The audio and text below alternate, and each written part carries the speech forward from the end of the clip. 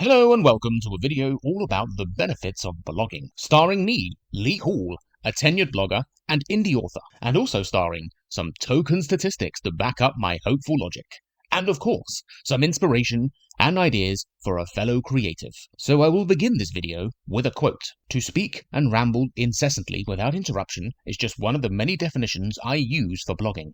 It's an opportunity to create your own corner of the internet and speak about whatever subject you wish. Blogging is a great outlet to extend your personality or be someone else entirely, while it can also be the home to your very own brand. Some of you may be familiar with this quote, which is from my guidebook, Consistent Creative Content, and after nearly 5 years since its release. Yes, time flies. This is a definition I still very much stand by. Blogging is a pursuit that has carried much of my online writer presence rather consistently over many years. I've even made money from blogging, and my hope is that this video will help a fellow potential blogger or someone already blogging get more from it. Blogging really has been pivotal to my wider success in writing, and also general purpose in creativity. Before we do dive in any further, I'd like to introduce to you the literary graphic novel series The Tales of Orlin from Jetson Brothers Studios.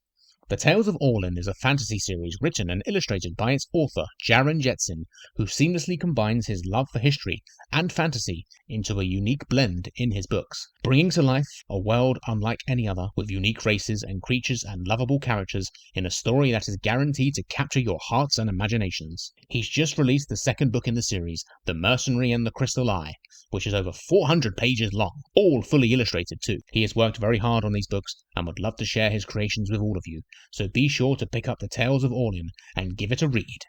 Now, first of all, where did this all begin for Lee? Well, it began with some research. And back in 2012, I began to move towards wanting to seriously look into becoming a published writer. So I started researching things online and concluded that having some level of online presence would only help in the longer term if I wanted to seriously consider being a writer. Remember me mentioning those token statistics? Well, here are some, and I can conclude now that deciding to start a blog with regular content ultimately helped me find an audience while chasing my published dream. These look great. Now, starting may have appeared to be one of the most daunting things back then, but the research convinced me that someday this would all be worth it, and these statistics confirm that. Starting today will build a better tomorrow eventually, and that truly is a benefit of blogging. But what does that actually mean? What was my motive? Well, like the definition I mentioned, blogging can be anything. I've written about so many different subjects. Many of my posts stay in the same writing realm, with the subjects circling my experiences as a creative. The tagline to my blog does kind of cover it for me, and that's where I'm most comfortable in terms of subject matter. Originally, my motive was to build a platform for my writing online. That motive kind of still stands, but has evolved over the years, because a huge reason why I consider my efforts a success is because I simply responded to my audience. Responding to audience.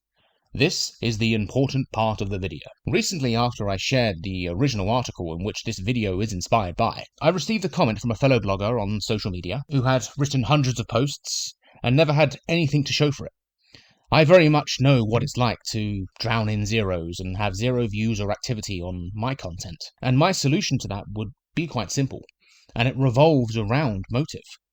Now, I don't know much about the background of this fellow blogger, but did this fellow creative not once consider their audience or share their posts multiple times on social media? The reason I ask this is not to criticize or poke fun at them, but my successes revolve around my original motives. I wanted a platform. I wanted readers to consume my content. I wanted to be seen and known as an author. Now, this person in particular might just be happy putting content out there just to express themselves and shouting into the void, and that's a great pursuit. And that does fulfill a lot of creatives. And that might be enough. But with all of my efforts online and my wider writing, they center around listening to your audience in order to keep them coming back. Even in lower numbers, if you keep going eventually, you'll see some kind of viewing patterns. And quite simply, if you get decent views on a certain post, then move towards more of that. That is how I've also grown on social media, and especially on Twitter, to over 60,000 followers. Over the long term, I look at my recent posts, and the ones with the most activity, I try to emulate over and over again, slightly changing them, slightly updating them. For me, my blogging statistics tell a wider story. And yes, my wonderful co-star of this video is back. Statistics. For the first 4 or 5 years of blogging, things were kind of sporadic and without any true direction. But I was discovering my voice and my style while also enjoying it, which is an important thing here. Things turned a big-time corner for me when I started reviewing indie books and then posting those reviews to my blog.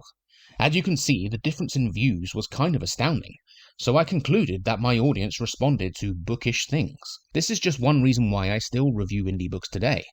I also enjoy reading, and know what it's like to be an author struggling to find reviews, but your audience will know you for something particular, and a lot of mine know me for supporting and reviewing indie books. There are some good numbers here, but there are also some not so good numbers, and especially before 2018, that still tell a wider story. You can go back to my very first blog entries if you really want, and they have a simple message that everyone starts somewhere, and that's okay.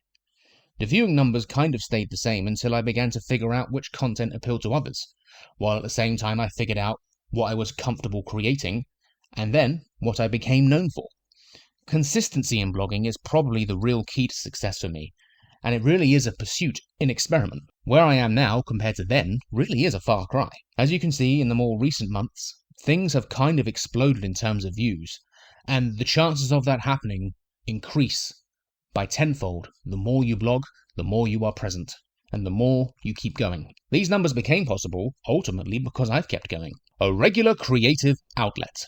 Recently, I celebrated 1,000 blog posts, which is 1,000 different contributions towards my wider writing creativity.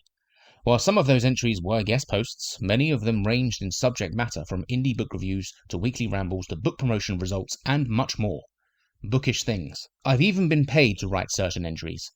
The frequency of how often I release a new post may fluctuate, but the basic mathematics behind 1,000 posts in just over 10 years is roughly 2 entries a week. When it comes to any type of creativity and finding improvement with it, gradual consistency and effort really is key. This has eventually gained the attention of others who have generously followed my blog. The truth is, as a writer, I've come to embrace the need to write, and putting together blog posts that range in subject really does fulfill that for me. To have a place to share my thoughts, feelings, and insights has become valuable, and an outlet for me to hopefully improve over the many years I spent running a blog. An honourable mention here must go to my evergreen style content, which has pulled in the majority of my big-time views over the years. Aiming to write content that stays in the popularity spotlight is part luck and part calculation. The top posts that are evergreen on my blog range from avoiding scams to even a yoga review, and the many book promotion results that I've shared over the years. Helping others is a big theme here, and with my work it has led to success eventually. I also share those evergreen posts regularly and repeatedly over on social media. This is a really important thing. Your own patch away from the noise. Most people know that most social platforms have a tendency of falling out of trend, and they can come and go. They may not be around forever, so I've always thought it'd be wise to have a patch away from them. A space totally independent of platforms that is all about me and run by me. My content has a home away from social media, and the domain is owned by me along with everything else.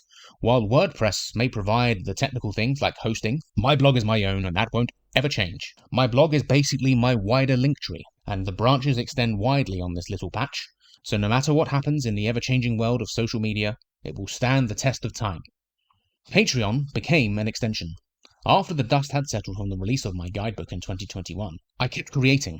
I kept putting content out there that was similar, and at that moment I began publishing it somewhere else that was a little more exclusive. Patreon basically is an extension of my blog, but with multiple formats, as opposed to simply article-based content. I've always valued my work and my posts that aim to help others, which has become part of my wider writer income. That is with thanks to my loyal patrons, who see value in my work and keep me motivated to create. A central hub for content and contact. While lots of my stuff premieres via Patreon these days, it will find its way to my blog eventually, or at least most of it will, and seeing as my content has this place as a hub, so does my main point of contact for lots of people who have reached out to me over the years.